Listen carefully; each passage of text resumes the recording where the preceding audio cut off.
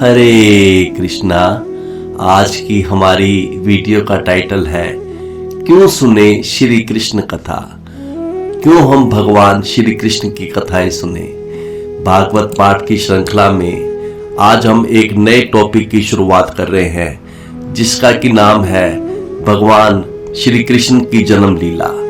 भगवान श्री कृष्ण की जन्म लीला का वर्णन श्रीमद् भागवतम के दशम स्कंद के प्रथम 4 अध्यायों में हुआ है, जिसमें से कि पहले अध्याय का नाम है भगवान श्री कृष्ण का अवतार। गुरु महाराज जी कहते हैं कि महाराजा परीक्षित ने सुखदेव गोस्वामी जी से पहले भी कई बार प्रश्न किए हैं, प्रथम स्कंद से लेकर 9वें स्कंद तक, परंतु दशम स्कंद में उनके द्वारा पूछे गए प्रश्नों में बहुत ही उत्कंठा है। उनके द्वारा पूछे गए प्रश्नों में बहुत ही लालसा है श्री कृष्ण कथा सुनने के लिए। 9वां स्कंद कहते कहते 3-4 दिन बीत गए थे। महाराजा परीक्षित ने 3-4 दिन से कुछ भी खाया पिया नहीं था। खाने की तो बात छोड़िए, उन्होंने एक बूंद पानी तक नहीं पिया था। अब वह अपने जीवन के बाकी बची समय में श्री सुखदेव गोस्वामी जी के श्री मुख से केवल भगवान श्री कृष्ण की सभी लीलाओं का वर्णन सुनना चाहते थे। यद्यपि यह संभव नहीं था कि सुखदेव गोस्वामी जी केवल 3-4 दिन के भीतर भगवान श्री कृष्ण की सारी लीलाएं कह पाते। परीक्षित महाराज के जीवन के अंतिम 3 दिन शेष थे। उन्हें शाप था कि 7 दिनों में उनकी मृत्यु हो जाएगी। महाराजा परीक्षित ने 7 दिनों के भीतर मरने की तैयारी करने के उद्देश्य से भोजन तथा जल ग्रहण करना छोड़ दिया था और वह मां गंगा के किनारे बैठकर सुखदेव गोस्वामी जी से भागवत सुन रहे थे। महाराजा परीक्षित कह रहे थे कि अब मेरे बचे हुए 3 दिनों में मुझे केवल भगवान श्री कृष्ण की लीलाओं को विस्तार से सुनाइए। तो आइए आज का भागवत पाठ हम शुरू करें, जो कि दशम स्कंद के प्रथम अध्याय के प्रथम श्लोक से शुरू होता है। तो प्रथम श्लोक में परीक्षित महाराज जी कहते हैं, श्री राजो उवाच। परीक्षित महाराज जी कहती है, कथित वंश विस्तार भवता सोम सूर्यो राज्ञम च उभय वंश्यानाम चरितम परम अद्भुतम। कहते हैं परीक्षित महाराज, कथित वंश विस्तार भवता सोम सूर्यो। हे सुखदेव गोस्वामी जी, आपने सोम वंश का और सूर्य वंश का विस्तार से वर्णन आपने पहले से ही कर दिया है 9वें स्कंद में। और राज्ञाम च उभय वंश्या नाम, और उन दोनों वंशों में उत्पन्न विशिष्ट राजाओं का चरितम परम अद्भुतम, उनके परम अद्भुत चरित्र का भी वर्णन आप बड़े विस्तार से कर चुके हैं 9वें स्कंद के अंदर। तो इसके सरलार्थ में गुरु महाराज जी ने लिखा है कि राजा परीक्षित कहते हैं कि हे प्रभु, आपने चंद्रदेव चंद्रवंश और सूर्य वंश दोनों के वंशों का, उनके राजाओं के महान तथा अद्भुत चरित्रों सहित विस्तार से वर्णन आपने पहले से ही कर दिया है। महाराजा परीक्षित के कहने का आशय यह था कि अब उन सूर्य वंश और सोम वंश के राजाओं के बारे में कहने की आवश्यकता नहीं है, आपने विस्तार से कह दिया है। वास्तव में महाराज परीक्षित अब केवल श्री कृष्ण कथा सुनना चाह रहे थे। 9वें स्कंद में सुखदेव गोस्वामी जी ने पहले सूर्य वंश का वर्णन किया था, बाद में सोम वंश का वर्णन किया था, लेकिन परीक्षित महाराज इस श्लोक में पहले सोम का नाम ले रहे हैं, बाद में सूर्य वंश का नाम ले रहे हैं। यद्यपि सोम वंश और सूर्य वंश दोनों अत्यधिक पावन वंश है। सूर्य वंश में तो भगवान राम हुए हैं और सोम वंश को अलंकृत किया है भगवान श्री कृष्ण ने, लेकिन यहां पर परीक्षित महाराज पहले सोम वंश का नाम ले रहे हैं क्योंकि वह सोम वंश के विषय में अधिक सुनना चाह रहे थे। अगले श्लोक में परीक्षित महाराज जी कहते हैं कि आपने उन दोनों, हे मुनि श्रेष्ठ, यदोच धर्मशीलस्य नित्राम मुनि सत्तम, हे मुनि सत्तम, हे मुनि श्रेष्ठ, आपने दोनों वंशों का, सूर्य वंश का और सोम वंश का विस्तार से वर्णन पहले से ही कर दिया है। और इसके साथ साथ सोमवंश में यदुवंश भी आता है, यदोच है, सोमवंश में आने वाले यदुवंश का भी आपने विस्तार से वर्णन पहले से ही कर दिया है 9वें स्कंद में। और उसमें 9वें स्कंद में यदुवंश में आने वाले धर्मशील से नितराम आपने परम पवित्र धर्मशील तथा अत्यंत योग्य धर्मशील यदुवंशियों का भी आप वर्णन पहले से कर चुके हैं। और कहते हैं कि अब कृपा करके अगर हो सके तो विष्णु वीर्यानी शंसनय, आप मुझे उन भगवान विष्णु या कृष्ण के अद्भुत महिमामय कार्यकलापों का वर्णन कृपा करके करिए। तत्र अंशेन अवतीर्ण से, जो यदुवंश में अपने अंश बलदेव जी के साथ प्रकट हुए हैं। इसके सरलार्थ में गुरु महाराज जी ने लिखा है, परीक्षित महाराज जी कहते हैं कि हे मुनिश्रेष्ठ, आप परम पवित्र तथा धर्मशील यदुवंशियों का भी वर्णन पहले कर चुके हैं 9वें स्कंद में। अब हो सके तो कृपा करके उन भगवान विष्णु या कृष्ण के अद्भुत महिमामय कार्यकलापों का वर्णन करें जो यदुवंश में अपने अंश बलदेव जी के साथ, बलराम जी के साथ प्रकट हुए हैं। परीक्षित महाराज कहते हैं कि हे मुनि श्रेष्ठ, मुझे श्री कृष्ण के विषय में सुनाइए जो अपने ही अंश श्री बलराम जी के साथ यदुवंश में अवतीर्ण हुए हैं और अवतार लेकर जो किया उन लीलाओं का वर्णन कीजिए।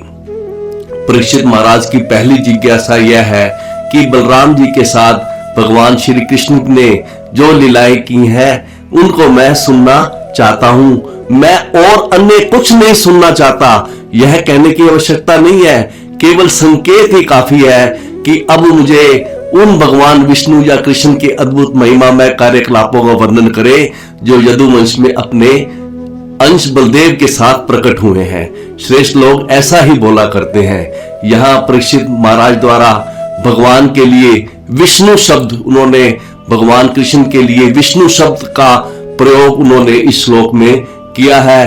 परीक्षित महाराज द्वारा भगवान के लिए विष्णु शब्द कहना अत्यंत अद्भुत है। विष्णु का अर्थ है जो सर्वव्यापक है।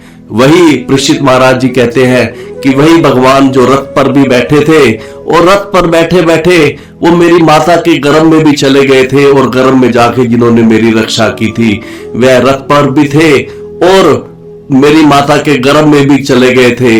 तो यह है भगवान कृष्ण का विष्णुत्व। तो इसलिए परीक्षित महाराज इस श्लोक में भगवान कृष्ण के लिए विष्णु शब्द का उपयोग कर रहे हैं। अगले श्लोक में परीक्षित महाराज जी कहते हैं, अवतीर्य यदुवंशे भगवान भूत भावना कृतवान यानी विश्वात्मा तादि नो वध विस्तरात।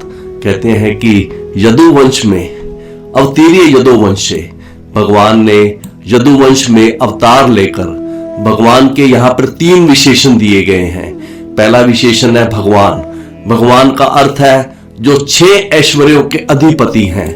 दूसरा विशेषण है भगवान का भूत भावन, अर्थात भगवान जो सभी जीवों का पालन करते हैं। और तीसरा विशेषण है भगवान का विश्वात्मा, अर्थात भगवान जो सभी जीवों के हृदय में परमात्मा अंतर्यामी रूप में स्थित है। इसलिए पूरे समग्र विराट जगत के भगवान कारण स्वरूप हैं, इसलिए भगवान को विश्वात्मा कहा गया है। तो परीक्षित महाराज जी कहते हैं कि अवतीर्य यदुवंशे की यदुवंश में अवतार लेकर भगवान जो कि भूत भावन है, सबका पालन करने वाले हैं, कृतवान यानी उन्होंने जो जो कार्य किए, तादि नो वध विस्तरात, वह सब मुझे आदि से लेकर उन्होंने जो जो कार्य किए वह आदि से लेकर अंत तक उन सभी कार्यों को मुझसे विस्तार से कहें। मैं सब सुनना चाहता हूं भगवान की लीलाओं को। यहाँ विस्तार शब्द आया है। परीक्षित महाराज को भगवान के विषय में सुनने की इतनी लालसा है, भगवान की लीलाओं सुनने के लिए। कहते हैं कि यदुवंश में अवतार लेकर भूत भावन भगवान ने जो जो लीला की है वह सब मुझे सुनाइए और विस्तार से सुनाइए। इतनी लालसा है परीक्षित महाराज को, वह सब सुनना चाहते हैं भगवान के विषय में। यद्यपि उनके पास इतना समय नहीं है, उनके जीवन के केवल 3 दिन शेष बचे हैं। महाराजा परीक्षित के पास सिर्फ 3 दिन है, और 3 दिन में कोई व्यक्ति कितना सुनेगा, लेकिन लालसा इतनी है कि सारी लीलाएं सुन ले। इस प्रकार की उत्कंठा हो रही है परीक्षित महाराज को। तो इसके सरलार्थ में गुरु महाराज जी कहते हैं कि परीक्षित महाराज जी कह रहे हैं कि परमात्मा अर्थात पूर्ण पुरुषोत्तम भगवान कृष्ण जो विराट जगत के कारण है, यदुवंश में प्रकट हुए हैं। आप कृपा करके मुझे उनके यशस्वी कार्यकलापों तथा उनके चरित्र का आदि से लेकर अंत तक वर्णन करें। इस श्लोक में परीक्षित महाराज ने भगवान के लिए भूत भावन शब्द का प्रयोग किया है। जैसे तो भूत भावन का अर्थ गुरु महाराज जी कहते हैं कि यह भगवान का गुना अनुवाद है। भूत भावन का अर्थ है भगवान जीव को जन्म देते हैं, जीवों को शरीर देते हैं, शरीर से भोगे जाने वाले पदार्थ देते हैं, भगवान सभी जीवों का पालन कर रहे हैं। गुरु महाराज जी कहते हैं जब भी कोई जीव इस जगत में जन्म लेता है तो क्या वह अपने पालन पोषण के लिए कोई सामान लेकर आता है, और जीव जब इस जगत से जाता है तो कुछ साथ लेकर भी नहीं जाता। तो बीच में ऐसा कौन व्यक्ति है जो जीने के लिए आवश्यक वस्तुओं की व्यवस्था कर रहा है? इस पर विचार करना चाहिए। ऐसा कौन व्यक्ति है जो हमारे लिए आवश्यक वस्तुओं की व्यवस्था कर रहा है? गुरु महाराज जी कहते हैं कि बच्चा जब जन्म लेता है तो अपने आप मां की छाती में दूध भराता है। यह माता पिता का प्रयास नहीं है, यह सब भगवान की व्यवस्था है। भगवान सबके भोजन की व्यवस्था करते हैं। भगवान ने ही पृथ्वी, अग्नि, जल, वायु, आकाश बनाए हैं। भगवान की व्यवस्था को परीक्षित महाराज एक शब्द में कह रहे हैं भूत भावन, और एक विशेषण और दे रहे हैं विश्वात्मा भगवान का। भगवान जो सभी जीवों के अंदर परमात्मा रूप में, अंतर्यामी रूप में स्थित है, हृदय के सब जीवों के हृदय में, और वह सबके विषय में भगवान सब कुछ जानते हैं। कहते हैं कि परीक्षित महाराज ऐसे भूत भावन भगवान के, ऐसे विश्वात्मा भगवान के कार्यकलापों तथा उनके चरित्र का आदि से लेकर अंत तक वर्णन करें। तो अगले श्लोक में कहते हैं परीक्षित महाराज निर्वत्तर्षे उपगीय मानात भव औषधात श्रोत मन अभिरामात। तो इस श्लोक की प्रथम जो 2 पंक्तियां हैं, इसमें भगवान श्री कृष्ण की कथाओं की विशेषताएं बताई गई हैं। तो पहली जो विशेषता है निर्वत्तर्षे उपगीय मानात। गुरु महाराज जी कहते हैं कि पहली जो विशेषता है निर्वत्तर्षे उपगीय मानात। कृष्ण कथा की 3 विशेषताएं बता रहे हैं। गुरु महाराज जी कहते हैं कि 3 प्रकार के मनुष्य होते हैं इस संसार में। एक तो मुक्त, और दूसरे मुमुक्षु जो मुक्त होना चाहते हैं, और तीसरे विषयी। इन तीनों के लिए कृष्ण कथा प्रिय है, तीनों सुन सकते हैं। कृष्ण कथा सबके लिए परम हितकारी है। तो पहली जो विशेषता कृष्ण कथा की है वो है निर्वत्तर्षे उपगीय मानात। कहते हैं कि भगवान श्री कृष्ण की कथाएं, भगवान श्री कृष्ण की लीलाओं का वर्णन ऐसे व्यक्तियों द्वारा किया जाता है जिनकी तृष्णा निर्वत हो चुकी है। निर्वत्तर्षे, जिनकी तृष्णा निर्वत हो चुकी है, अर्थात जो भौतिक इच्छाओं से पूरी तरह मुक्त हो चुके हैं, जो मुक्त है, जिन्हें संसार के किसी विषय में कोई राग नहीं है, जिन्हें कुछ भी नहीं चाहिए, जिनके लिए कृष्ण कथा सबसे प्रिय वस्तु है, वह रात दिन भगवान श्री कृष्ण की कथा के लिए लालायित रहते हैं, और उनके लिए कृष्ण कथा ही सर्वोपरि है। कृष्ण कथा को ही वे अपने जीवन का सबसे बड़ा पुरुषार्थ मानते हैं। उन्हें मुक्ति की भी कोई लालसा नहीं है, उन्हें कृष्ण कथा से ही सबसे बड़ा सुख प्राप्त होता है, और वह अन्य सब का तिरस्कार करके वो कृष्ण कथा में ही रमे रहते हैं। तो कृष्ण कथा की जो पहली विशेषता है निर्वत्तर्षे उपगीय मानात, अर्थात जिनकी तृष्णा समाप्त, भगवान श्री कृष्ण की कथाएं उन द्वारा गाई जाती है, उनका वर्णन उन लोगों द्वारा किए जाते हैं जो निर्वत्तर्षे है, जिनकी तृष्णा समाप्त हो चुकी है। और दूसरी भगवान श्री कृष्ण की कथाओं की विशेषता है भव औषधात। भव औषधात की व्याख्या करते हुए गुरु महाराज जी ने लिखा है कि भगवान श्री कृष्ण की कथाएं जन्म तथा मृत्यु के चक्र को रोकने में रामबाण औषधि का कार्य करती हैं। बारंबार जन्म तथा तथा मृत्यु का चक्र, जिससे मनुष्य को बार बार विभिन्न शरीर ग्रहण करने पड़ते हैं, इसे भव या भवरोग कहा जाता है। यदि कोई व्यक्ति इच्छा या अनिच्छा से कृष्ण कथा सुनता है तो उसका भव रोग अर्थात जन्म मरण का रोग निश्चय ही जाता रहता है।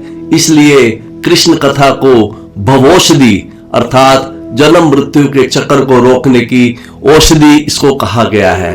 जो व्यक्ति संसार रोग से भव रोग से मुक्त होना चाहते हैं अर्थात मुमुक्षु है, जो संसार बंधन से छूटना चाहते हैं, उनके लिए कृष्ण कथा परम औषधि है।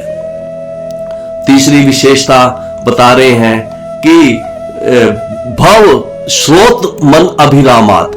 ये जो तीसरी विशेषता गुरु महाराज इसकी व्याख्या करते हुए बताते हैं कि जो तीसरे प्रकार के जीव हैं, जो ना मुक्त है ना मुमुक्षु है, केवल विषयी है, केवल संसार का सुख लेना चाहते हैं, उनके मन के लिए भी, कानों के लिए भी सबसे सुखद वस्तु अगर कोई है तो वह है श्री कृष्ण कथा।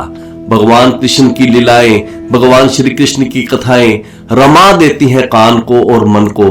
कान को रमा देती हैं सुंदर शब्दों द्वारा, और व्यक्ति बिना अर्थ समझे ही झूमने लगता है, और जब अर्थ समझता है तो उसका मन भी झूमने लगता है। तो महाराजा परीक्षित का यह अनुभव है। वो भगवान कृष्ण की तीन विशेष कथाओं की, भगवान श्री कृष्ण की कथाओं की तीन विशेषताएं उन्होंने बताई हैं।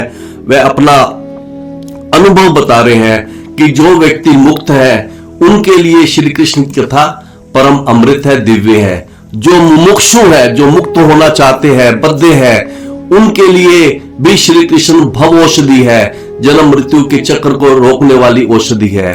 और तीसरे जो विषय है, बस शर्त इतनी है कि वो कसाई नहीं होना चाहिए एवं आत्मघाती ना हो, उसके लिए भी कृष्ण कथा परम हितकारी है। तो कृष्ण कथा तीनों प्रकार के मनुष्यों के लिए लाभदायक है। तो यही इस श्लोक की प्रथम दो पंक्तियों में बताया गया है कि कृष्ण कथा की क्या विशेषताएं प्रथम दो पंक्तियों में बताया गया है। और उसके बाद कहते हैं कि भगवान की जो कथाएं हैं, भगवान श्री कृष्ण ने जो लीलाएं हैं, वह इतनी अद्भुत हैं, इतनी प्रिय है कि ऐसा कौन है। क्या उत्तम श्लोक गुरु अनुवादात। भगवान श्री कृष्ण की कथाएं, भगवान श्री कृष्ण को एक नाम उत्तम श्लोक से भी कहा गया है। तो कहते हैं कि भगवान श्री कृष्ण की ऐसा कौन व्यक्ति है जो उत्तम श्लोक के गुना अनुवाद से, कृष्ण कथा से अपने आप को पुमान विरिजेत, अपने आप को जो विलग कर रह सकता है, अपने आप को अलग रख सकता है, ऐसा कौन है। कहते हैं कि इसका उत्तर देते हुए कहते हैं कि बिना पशु घनात, कहते हैं कि पशु घनात के अतिरिक्त या कसाई या अपने आप को ही मारने वाले आत्मघाती के अतिरिक्त ऐसा कौन है जो भगवान की महिमा को सुनना नहीं चाहेगा। गुरु महाराज जी कहते हैं कि दो प्रकार के लोग कभी भी कृष्ण कथा में रुचि नहीं लेते। एक वे लोग जो आत्महत्या करने पर तुले हैं, और दूसरे वे लोग जो अपने स्वाद के लिए गौओं तथा अन्य पशुओं का वध करने पर तुले हुए हैं। यहाँ इस श्लोक के अंदर पशुघ्नात के दो अर्थ किए हैं। पहला अर्थ है कसाई जो निर्दोष पशुओं को मारता है, और दूसरा अर्थ है जो आत्महत्या करने पर तुला हुआ है, आत्मघाती जो अपने आप का ही वध करने वाला हो, जो अपने ही आत्मा को मारने वाला हो, उसे आत्मघाती कहा जाता है। इन दोनों को छोड़कर, कसाई और आत्मघाती को छोड़कर, गुरु कहते हैं परीक्षित महाराज की ऐसा कौन है जो कृष्ण कथा से अपने मन को हटा सकता है। गुरु महाराज जी कहते हैं कि जो व्यक्ति भगवान की भक्ति नहीं करते उन्हें आत्मघाती कहा गया है। आत्मा का सुख है भगवान श्री कृष्ण का भजन करना, भगवान श्री कृष्ण को प्रणाम करना, भगवान श्री कृष्ण का प्रसाद खाना, उनके विषय में सुनना, यह सब आत्मा के श्रृंगार हैं, आत्मा के भोजन है। अपने आप को मारने वाला, अपने आप का वध करने वाला आत्मघाती हो सकता है कि कृष्ण कथा ना सुने। यज्ञ में पशु की हत्या करने वाला हो सकता है कृष्ण कथा ना सुने। कसाई जो निर्दोष पशुओं को मारता है, बेचता है, ऐसा पशु घाती हो सकता है कृष्ण कथा ना सुने? तो कहते हैं परीक्षित महाराज कि केवल कसाई या अपने आप को मारने वाले आत्म घाती के अतिरिक्त ऐसा कोई भी नहीं है जो नहीं सुनना चाहता भगवान की महिमा को। तो इस श्लोक के अर्थ में गुरु महाराज जी ने लिखा है कि भगवान की महिमा का वर्णन परंपरा पद्धति से किया जाता है, अर्थात भगवान की महिमा का वर्णन यह आध्यात्मिक गुरु से शिष्य तक पहुंचाया जाता है। ऐसे भगवान की महिमा का वर्णन का आनंद उन लोगों को मिलता है जो निर्वक्तर्षी हैं, जो मुक्त हैं, जो इस जगत के मिथ्या क्षणिक वर्णन में रुचि नहीं रखते और कहते हैं कि भगवान का गुणगान, भगवान की महिमा का वर्णन, भगवान की कथाओं का वर्णन जन्म मृत्यु के चक्कर में फंसे बद्ध जीवों के लिए उपयुक्त औषधि है। इसीलिए अतएव कसाई या अपने आप को मारने वाला आत्मघाती के अतिरिक्त भगवान की महिमा को सुनना कौन नहीं चाहेगा, अर्थात सब चाहेंगे इन दो को छोड़कर। तो आज की जो हमारी वीडियो का टाइटल है कि क्यों सुने हम श्री कृष्ण कथा, महाराजा परीक्षित कहते हैं कि श्री कृष्ण दिव्य हैं, अतः उनके कार्यकलापों को समझना मुक्त आत्माओं का कार्य है। कृष्ण की लीलाओं को सुनना, कृष्ण की कथाओं को सुनना, कृष्ण की महिमा को सुनना एक ऐसी नाव है जिससे जीवन के चरम लक्ष्य को प्राप्त किया जा सकता है। कसाई या आत्मघाती व्यक्ति को छोड़कर प्रत्येक बुद्धिमान मनुष्य को कृष्ण तथा उनके कार्यकलापों को समझने का प्रयास करना चाहिए। तो इस तरह से आज का हमने टाइटल कवर किया है। तो अगली सीटिंग में हम परीक्षित महाराज आगे प्रश्न करेंगे, तो अगली सीटिंग में हम बोलेंगे। तब तक के लिए हरे कृष्ण।